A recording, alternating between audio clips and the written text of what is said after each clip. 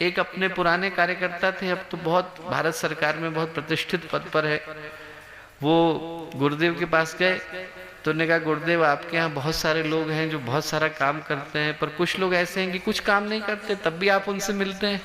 गुरुदेव ने कहा कि बता ऐसा कौन सा व्यक्ति है। तो उन्होंने एक सज्जन का नाम लिया, बोले कि वो कभी गायत्री परिवार का कोई काम नहीं करते पर हर महीने आपसे मिलने के लिए आते हैं। तो गुरुदेव ने क्या उत्तर दिया? गुरुदेव बोले कि पिछले 3 जन्मों से उसने मेरा बहुत काम किया है, इस बार आराम करने दो। तो जन्म जन्मांतर की यात्रा है, कोई साहित्य से जुड़ा, कोई जन्मों से जुड़ा। जुड़ने के कारण अलग अलग हो सकते हैं दोस्तों, पर अब हम लोग जब आकर के इस गंगा का हिस्सा हो गए तो हमारी अपनी व्यक्तिगत पहचान का और निजी उद्देश्य का कोई मूल्य नहीं रह जाता, वो खो गई। कोई यदि जाकर के देखे प्रयाग के अंदर तो गंगा और यमुना के पानी को अलग अलग नहीं कर पाएगा, दोनों दिखने में एक ही जैसे लगते हैं। किसी का मन भी करे कि ढूंढना चाहे इसमें गंगा कहाँ है यमुना कहाँ है तो दिखेगी नहीं।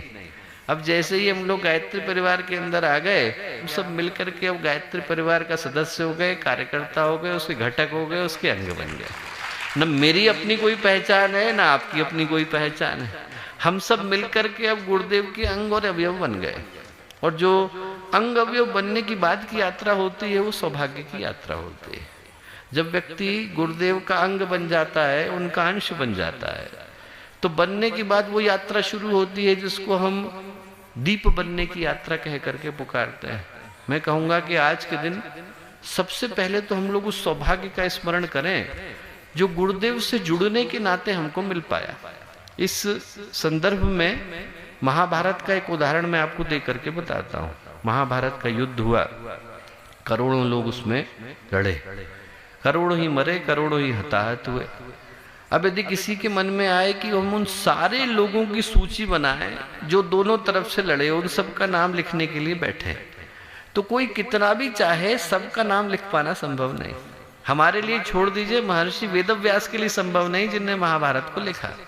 हर व्यक्ति का नाम कोई याद नहीं रखता, पर अर्जुन का कोई भूलता नहीं, युधिष्ठिर का कोई भूलता नहीं, भीम का कोई भूलता नहीं, क्योंकि नाम हरेक के याद नहीं रखे जाते, नाम उनके याद रखे जाते हैं जो भगवान की योजना में सहयोगी बन पाते हैं।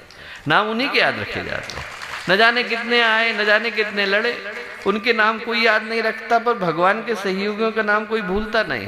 न जाने कितने लेखक आए, न जाने कितने साहित्यकार आए, न जाने कितने रचनाकार आए, आते हैं चले जाते हैं, उनको कोई याद नहीं रखता।